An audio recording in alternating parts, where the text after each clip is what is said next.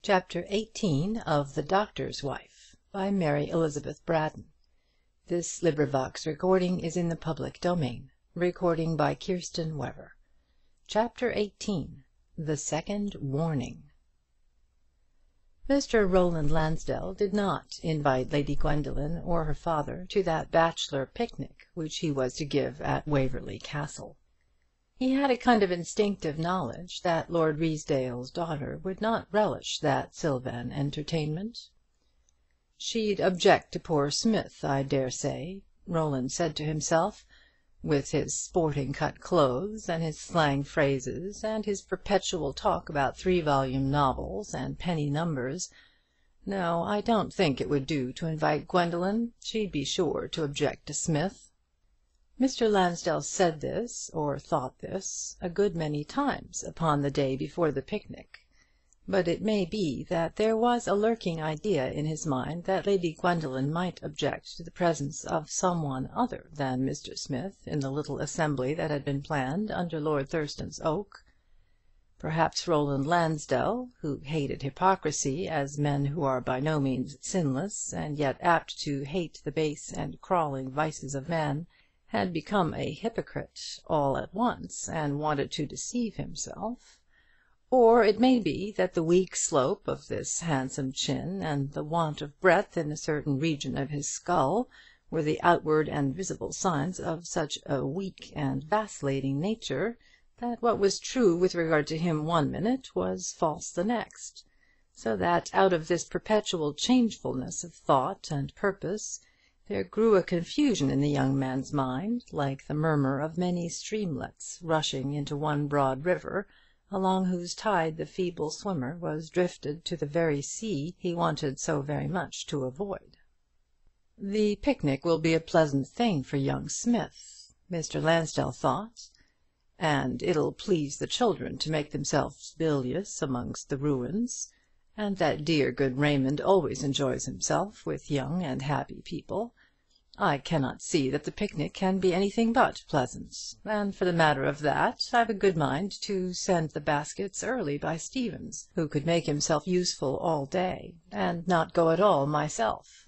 I could run up to town under pretence of particular business, and amuse myself somehow for a day or two. Or, for that matter, I might go over to Baden or Hamburg, and finish the autumn there. Heaven knows I don't want to do any harm." But, in spite of all this uncertainty and vacillation of mind, Mr. Lansdell took a great deal of interest in the preparations for the picnic.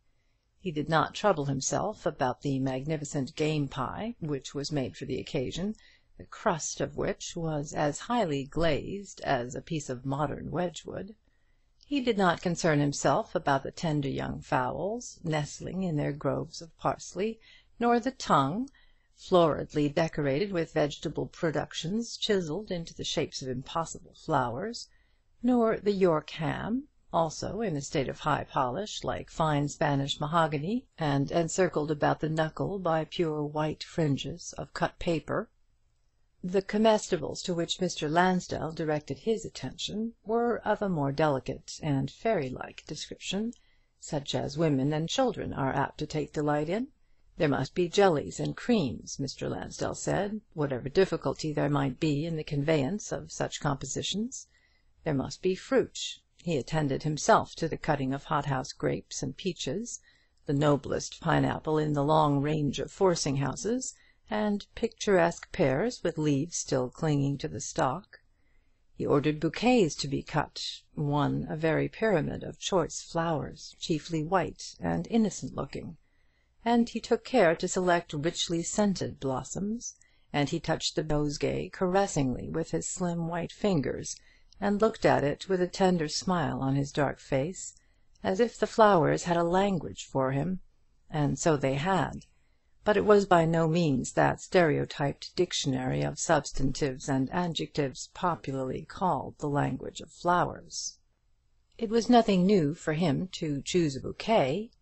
Had he not dispensed a small fortune in the Rue de la Paix and in the Faubourg Saint-Honoré in exchange for big bunches of roses and myosotis, and Cape jasmine and waxy camellias, which he saw afterwards lying on the velvet cushion of an opera box, or withering in the warm atmosphere of a boudoir.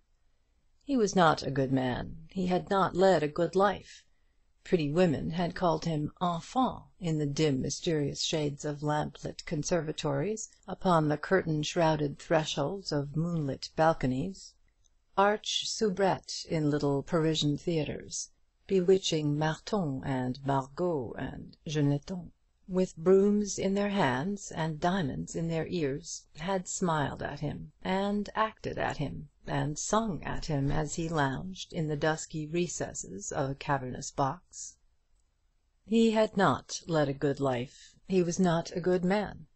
But he was a man who had never sinned with impunity. With him remorse always went hand in hand with wrong-doing. In all his life I doubt if there was any period in which Mr. Lansdell had ever so honestly and truly wished to do a right as he did just now. His mind seemed to have undergone a kind of purification in the still atmosphere of those fair Midlandshire glades and meads.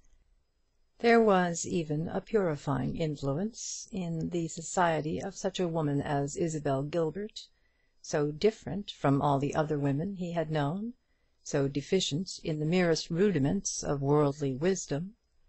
Mr. Lansdell did not go to London. When the ponderous old fly from Graybridge drove up a narrow winding lane, and emerged upon the green rising ground below the gates of Waverley Castle, Roland was standing under the shadow of the walls with a big bunch of hothouse flowers in his hand.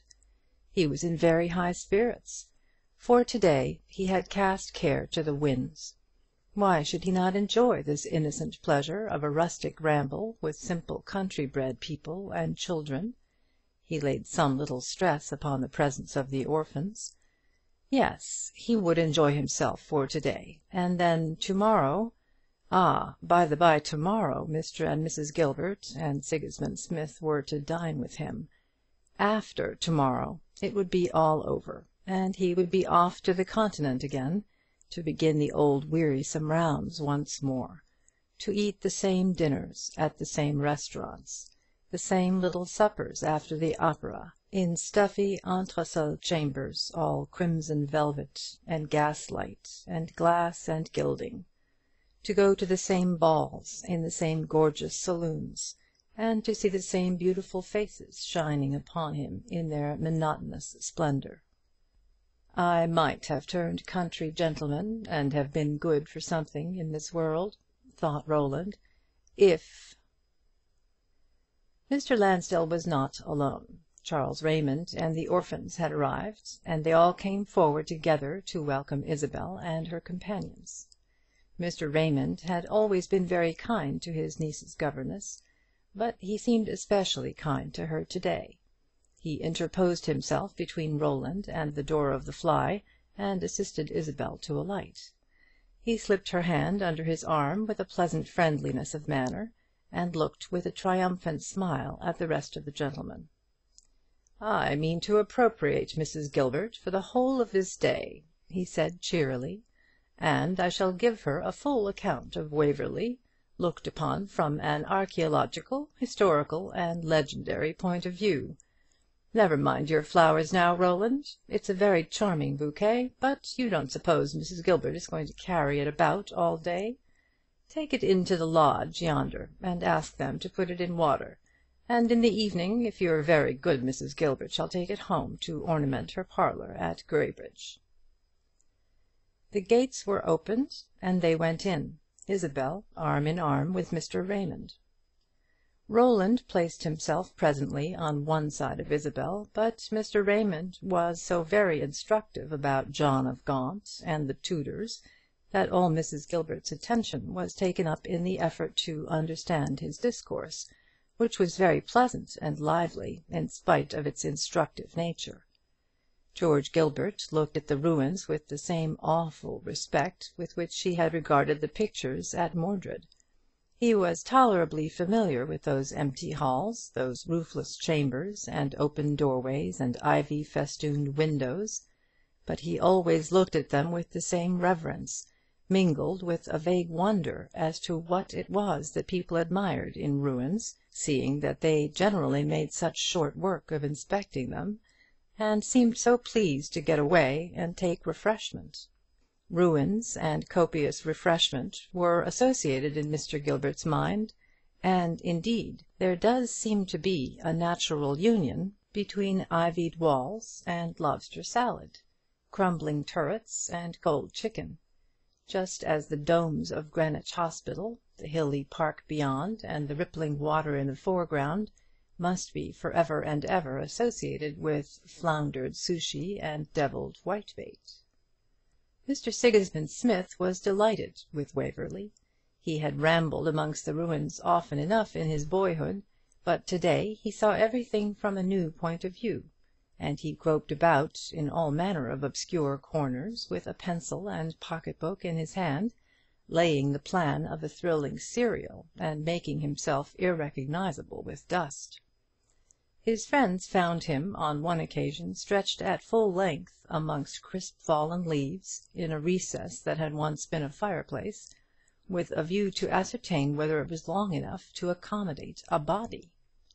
He climbed fearful heights, and planned perilous leaps and hair-breadth escapes, deadly dangers in the way of walks along narrow cornices high up above empty space, such feats as hold the reader with suspended breath, and make the continued expenditure of his weekly penny almost a certainty. The orphans accompanied Mr. Smith, and were delighted with the little chambers that they found in nooks and corners of the mouldering castle. How delightful to have chairs and tables and kitchen utensils, and to live there for ever and ever, and keep house for themselves!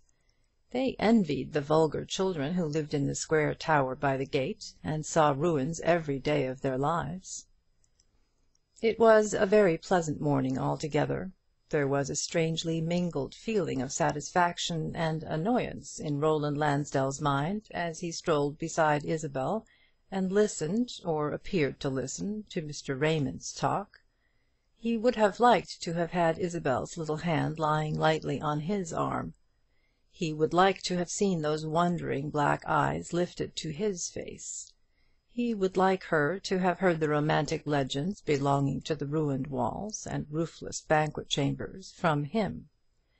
And yet perhaps it was better as it was. He was going away very soon, immediately indeed.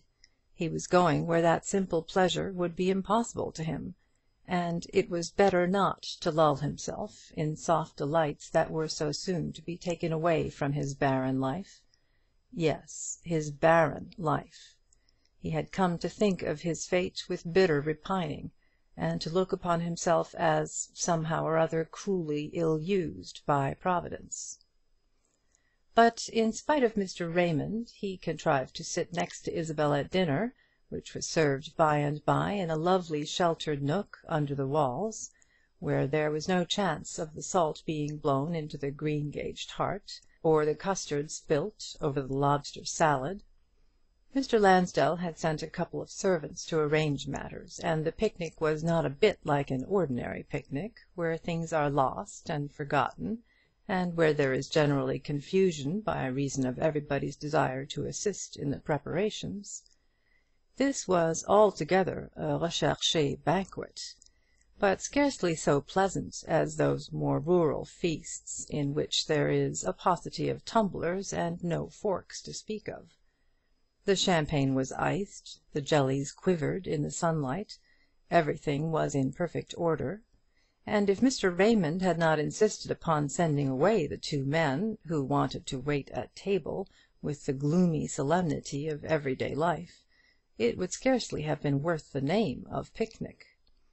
But with the two solemn servants out of the way, and with Sigismund, very red and dusty and noisy, to act as butler, matters were considerably improved.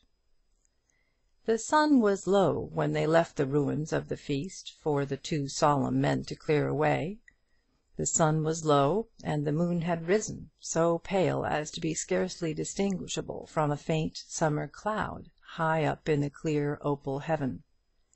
Mr. Raymond took Isabel up by a winding staircase to the top of a high turret, beneath which spread green meads and slopes of verdure, where once had been a lake and pleasaunce. The moon grew silvery before they reached the top of the turret, where there was room enough for 12 people. Roland went with them, of course, and sat on one of the broad stone battlements, looking out at the still night, with his profile defined as sharply as a cameo against the deepening blue of the sky. He was very silent, and his silence had a distracting influence on Isabel, who made vain efforts to understand what Mr. Raymond was saying to her, and gave vague answers every now and then, so vague that Charles Raymond left off talking presently, and seemed to fall into as profound a reverie as that which kept Mr. Lansdell silent. To Isabel's mind there was a pensive sweetness in that silence, which was in some way in harmony with the scene and the atmosphere.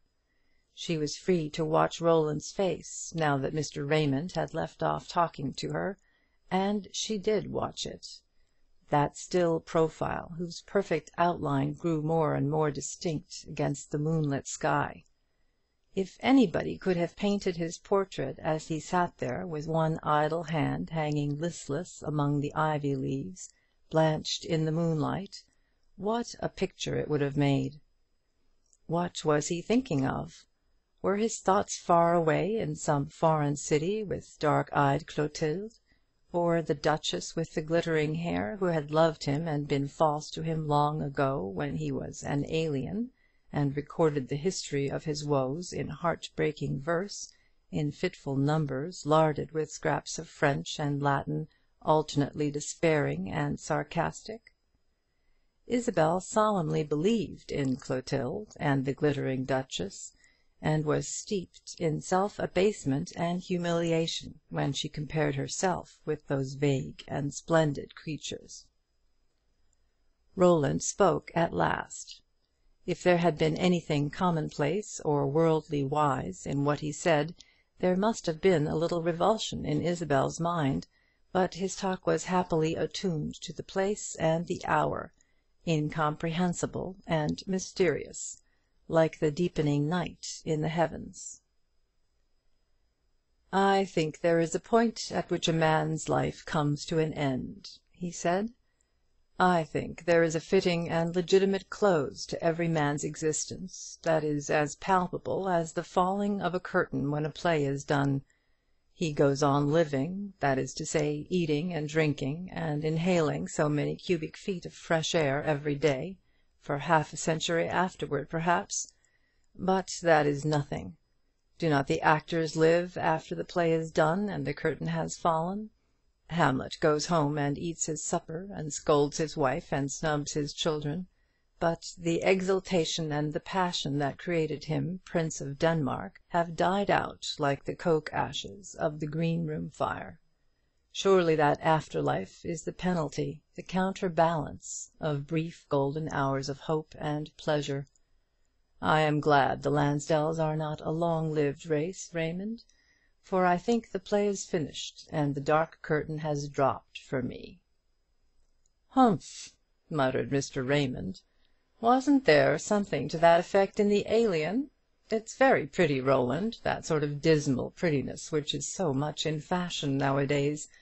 But don't you think if you were to get up a little earlier in the morning, and spend a couple of hours amongst the stubble with your clogs and gun, so as to get an appetite for your breakfast, you might get over that sort of thing?" Isabel turned a mutely reproachful gaze upon Mr. Raymond, but Roland burst out laughing. "I dare say I talk like a fool," he said. "I feel like one sometimes." "When are you going abroad again?" "In a month's time. But why should I go abroad?" asked Mr. Lansdell, with a dash of fierceness in the sudden change of his tone. "Why should I go? What is there for me to do there better than here? What good am I there more than I am here?" He asked these questions of the sky, as much of Mr. Raymond, and the philosopher of Conventford did not feel himself called upon to answer them. Mr. Lansdell relapsed into silence that so puzzled Isabel, and nothing more was said until the voice of George Gilbert sounded from below, deeply sonorous amongst the walls and towers, calling to Isabel. "I must go," she said. "I dare say the fly is ready to take us back. Good night, Mr. Raymond. Good night, Mr. Lansdell." She held out her hand, as if doubtful to whom she should first offer it. Roland had never changed his position until this moment, but he started up suddenly now, like a man awakened from a dream. "You are going?" he said. "So soon?" "So soon? It is very late, I think," Mrs. Gilbert answered. "At least, I mean, we have enjoyed ourselves very much, and the time has passed so quickly." She thought it was her duty to say something of this kind to him, as the giver of the feast, and then she blushed, and grew confused, thinking she had said too much. "Good night, Mr. Lansdell." "But I am coming down with you to the gate," said Roland. "Do you think we could let you go down those slippery stairs by yourselves, to fall and break your neck, and haunt the tower by moonlight for ever afterwards, a pale ghost in shadowy muslin drapery? Here's Mr. Gilbert," he added, as the top of George's hat made itself visible upon the winding staircase.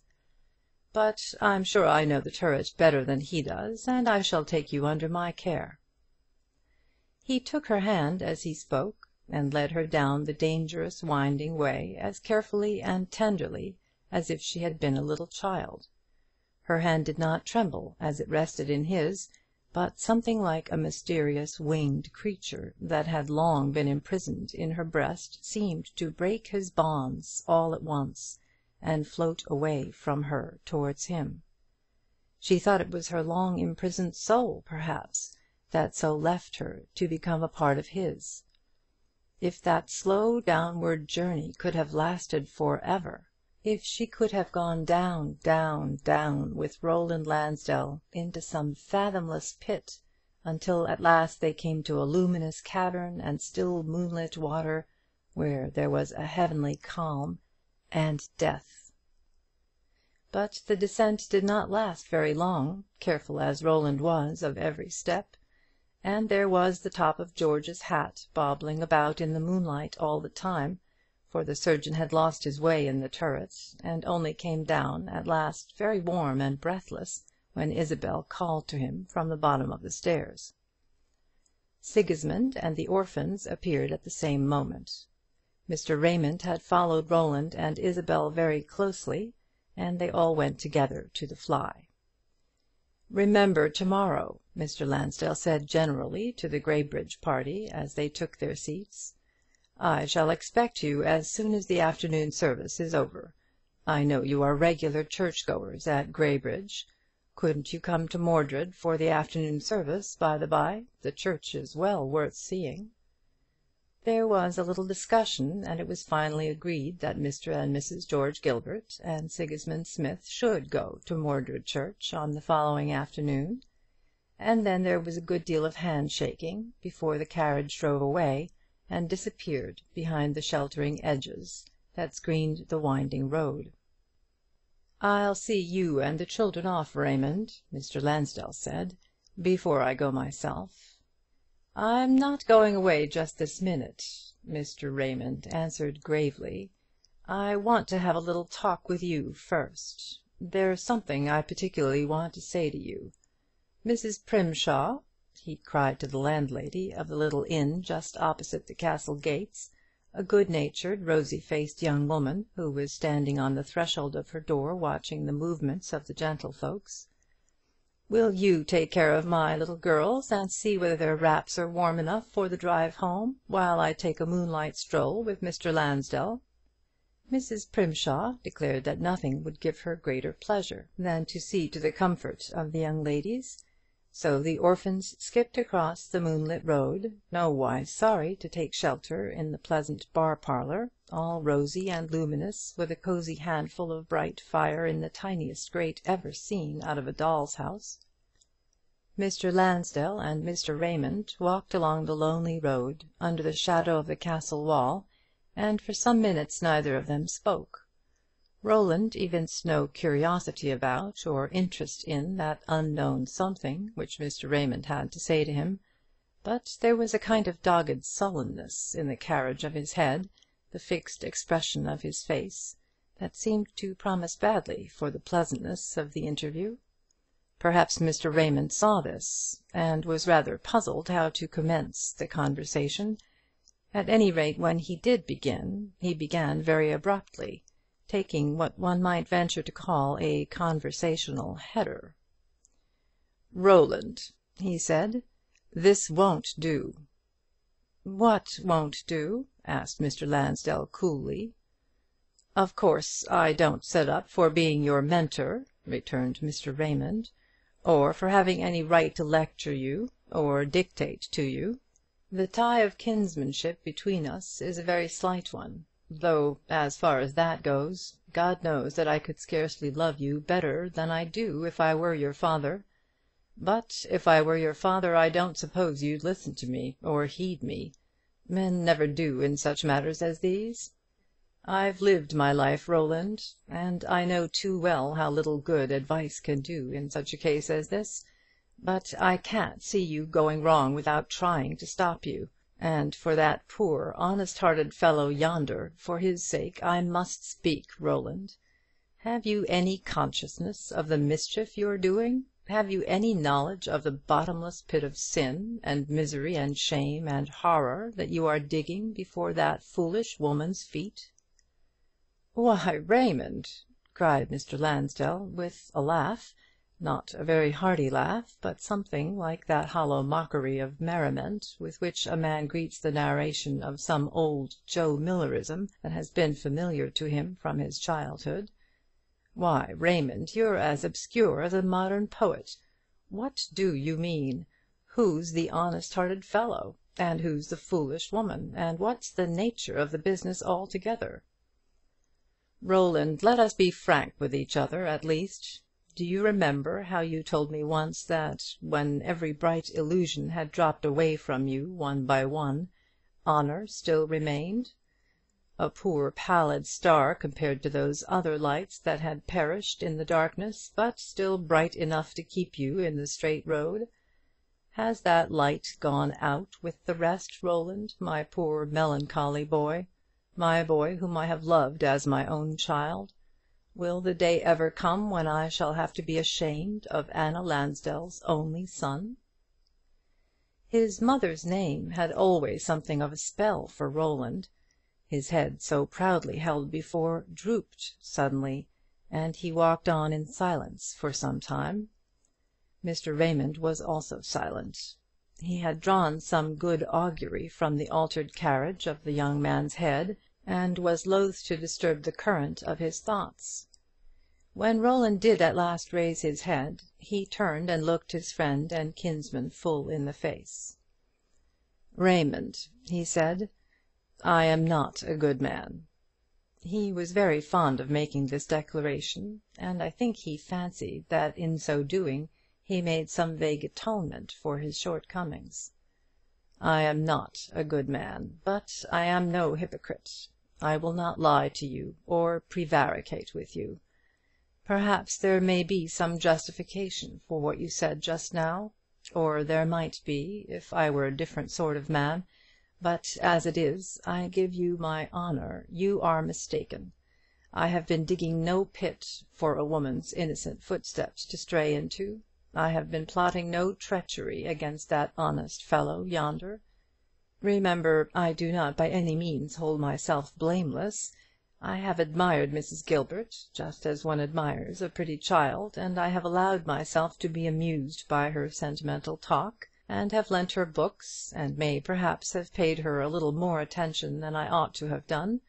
But I have done nothing deliberately. I have never for one moment had a purpose in my mind, or mixed her image with so much as a dream of any tangible form. I have drifted into a dangerous position, or a position that might be dangerous to another man, but I can drift out of it as easily as I drifted in. I shall leave Midlandshire next month." And to-morrow the Gilberts dine with you at Mordred, and all through this month there will be the chance of your seeing Mrs. Gilbert, and lending her more books, and paying her more attention, and so on. It is not so much that I doubt you, Roland. I cannot think so meanly of you as to doubt your honour in this business. But you are doing mischief. You are turning this silly girl's head. It is no kindness to lend her books. It is no kindness to invite her to Mordred, and to show her brief glimpses of a life that never can be hers. If you want to do a good deed, and to elevate her life out of its present dead level, make her your almoner, and give her 100 a year to distribute among her husband's poor patients. The weak, unhappy child is perishing for want of some duty to perform upon this earth, some necessary task to keep her busy from day to day, and to make a link between her husband and herself. Roland, I do believe that you are as good and generous-minded a fellow as ever an old bachelor was proud of. My dear boy, let me feel prouder of you than I have ever felt yet. Leave Midlandshire to-morrow morning. It will be easy to invent some excuse for going. Go to-morrow, Roland." "I will," answered Mr. Lansdell, after a brief pause. "I will go, Raymond," he repeated, holding out his hand, and clasping that of his friend. "I suppose I have been going a little astray lately, but I only wanted the voice of a true-hearted fellow like yourself to call me back to the straight road. I shall leave Midlandshire to-morrow, Raymond, and it may be a very long time before you see me back again." "Heaven knows I am sorry enough to lose you, my boy," Mr. Raymond said, with some emotion; "but I feel that it's the only thing for you to do. I used sometimes to think, before George Gilbert offered to marry Isabel, that you and she would have been suited to each other somehow, and I have wished that—" And here Mr. Raymond stopped abruptly, feeling that his speech was scarcely the wisest he could have made. But Roland Lansdell took no notice of that unlucky observation. "I shall go to-morrow," he repeated. "I'm very glad you've spoken to me, Raymond. I thank you most heartily for the advice you have given me this night, and I shall go to-morrow." And then his mind wandered away to his boyish studies in mythical Roman history, and he wondered how Marcus Curtius felt just after making up his mind to take the leap that made him famous. And then, with a sudden slip from ancient to modern history, he thought of poor tender-hearted Louise La Vallière, running away and hiding herself in a convent, only to have her pure thoughts and aspirations scattered like a cluster of frail wood anemones in a storm of wind, only to have her holy resolutions trampled upon by the ruthless foot of an impetuous young king. End of Chapter 18. Recording by Kirsten Weber.